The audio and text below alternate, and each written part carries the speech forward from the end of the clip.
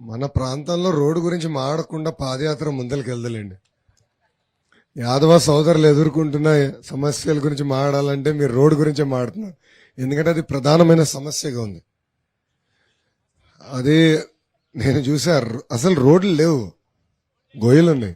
గొయ్యలో road ఎక్కడుందా అని ఎత్తుక్కునే పరిస్థితి చాలా దారుణంగా ఉంది. దారి పొడుగున కూడా ప్రజలు వచ్చి మాకు ఎలాంటి సంక్షేమ కార్యక్రమాలు వద్దురా బాబు, ముందర రోడ్ వేయండిరా నైనా అని అడిగారు. ప్రజలు అడుగుతున్నారు. అంటే అంత దారుణంగా రోడ్లు అయిపోయినాయి. మీరన్నట్టు బాబు గారు ముఖ్యమంత్రిగా ఉన్నప్పుడు ఆనాడు నిధులు కేటాయించి రోడ్ల పనులు ప్రారంభించే సమయంలో ప్రభుత్వాలు మారినాయి. బాబు గారు ముఖ్యమంత్రి ఉన్నప్పుడు ఇలాంటి గుంతలు ఎక్కడ రాష్ట్రంలో కూడా ఎక్కడ లేవు.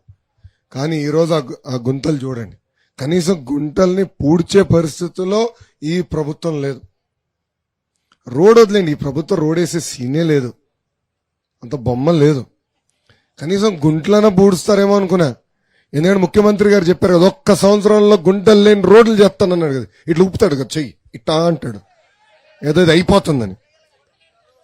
ఇది ఇట్ట కాదు, ఇది ఇట్ట నరికేండ్రా బాబు. అయ్యో, అంత కూడా సిగ్గులేదు ఈ ప్రభుత్వానికి, కొంచెం కూడా సిగ్గులేదు.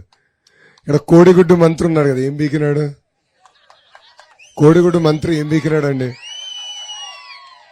ఎంత అన్యాయం! చేయాలి కదా, ఏదో పని చేయాలి కదా. ఏం చేసినాడు? ప్రజలకి ఏం చేశాడు అన్న? ఈ రోడ్ కంపల్సరీ మనం సీసీ రోడ్ వేయాలి. శాశ్వతమైన పరిష్కారం చేయాలంటే సిమెంట్ రోడ్ వేయాలి. ఎందుకంటే మనకున్న సాయిల్ ప్రకారం సీసీ రోడ్ వేయాలి. నేను చెప్పా, 2 నియోజకవర్గాల్లో తెలుగుదేశం పార్టీని గెలిపించండి. మొదటి 100 రోజుల్లో పనులు ప్రారంభించి క్యాలెండర్ మారే లోపల, అంటే సంవత్సరం మారే లోపల పనులు పూర్తి చేసే బాధ్యత మన ప్రభుత్వం తీసుకుంటుంది. దారి పొడుగున ప్రజలకు నేను ఇదే హామీ ఇచ్చా.